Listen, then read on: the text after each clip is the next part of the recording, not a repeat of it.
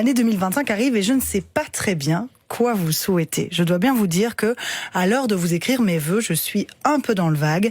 Mon estomac vogue d'une drôle de nausée. Mais que pouvons-nous espérer, vouloir? À quoi pouvons-nous bien aspirer?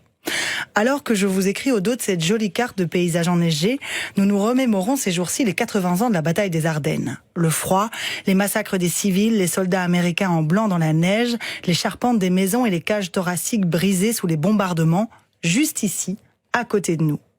Alors que je vous écris cette carte, la prison de Sendaya se vide en Syrie. Des silhouettes arrachées à l'enfer en sortent, des silhouettes qui, si elles sont encore debout, ne vivront plus jamais vraiment. Là, en Syrie, où nous n'allons jamais et que nous avions déjà presque oublié. Et là, vous pensez que je vais souhaiter la paix dans le monde pour Noël? Pas tout à fait. Non, alors que je vous écris, depuis cet âge biberonné aux algorithmes, aux paniques morales et à l'individualisme, je me demande ce qui a jeté des hommes et des femmes dans les prisons de Damas et d'autres en plein hiver dans les forêts d'Ardennes. Qu'ont-ils voulu défendre? Qu'étaient-ils prêts à sacrifier? Il est sûr et certain que sur les lignes de front, comme dans les prisons de Damas, il y a des types malsains, des ordures. Il est sûr et certain que la propagande enrôle et ment sur les objectifs réels des nations.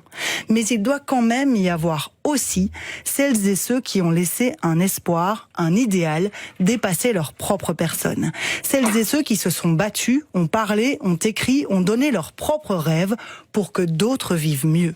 Comprenez-moi bien, ce que je nous souhaite pour l'année qui vient, ce n'est certainement pas le sens du sacrifice ou de l'honneur, c'est plutôt de trouver cette capacité à nous laisser dépasser.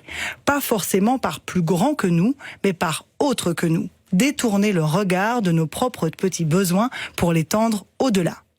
Ne pensez pas que cette carte de Noël soit si déprimante que ça, croyez-moi, elle est remplie d'espoir, elle est remplie de cet élan qui existe, j'espère, chez chacun et chacune d'entre nous, et c'est exactement ce que je nous souhaite, rester dans l'élan. Si vous retournez la carte, vous verrez, l'image est toujours belle, il y a de la neige, un chalet au loin, de la fumée qui sort de la cheminée, mais l'important, ce n'est pas l'image, ce n'est même pas ce qui est écrit. L'important, c'est d'envoyer la carte à quelqu'un. C'est ça l'élan.